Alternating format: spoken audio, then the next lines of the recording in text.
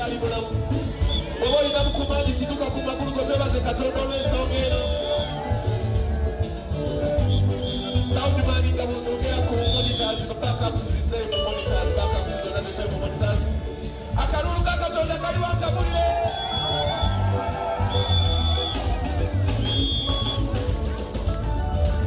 lwakiseyaza nganalika banayamba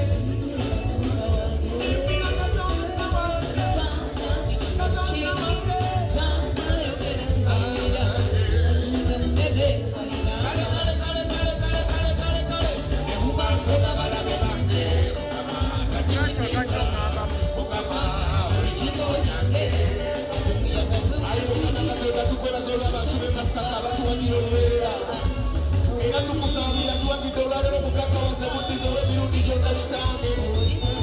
wadde mbagambye bawandike emikono mu ngeri y'okwebaza ne baganda naye tunula atawandise mukono ekigwepansi okiguddeko kitange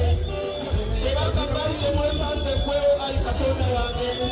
nga bwe tukubira akalulu kano ak'amaanyi yogera Katonda w'akalulu ak'amaanyi tugende maaso nina mukwano gwange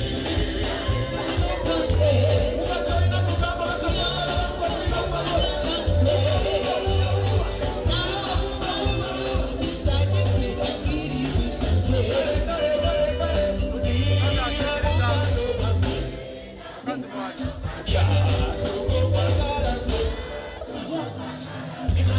Kalula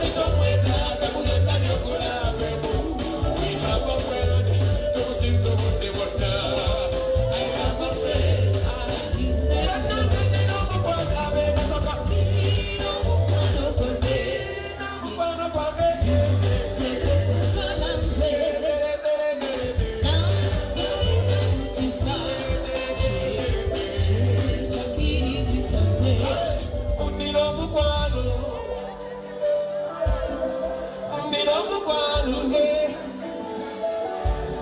nze ndina omukwano olabirira obulamu bwange ampaako every day and night nze bwe nali kaaba yasambula waseka gange bwe nali siita nakomyawo emmeme yange bwe nali ndwala oyo nanyega ebyondo byonna njagala osooke waggulu wali katonda w'olugalo songa ya bwoti songa ya ekatiwuliriza sikuperereza nali mukizikiriza nenzikiriza kujjukiza yamaliriza esaliriza emwebaza enkolete balabe bange nenziki wange akalulu kali wabulire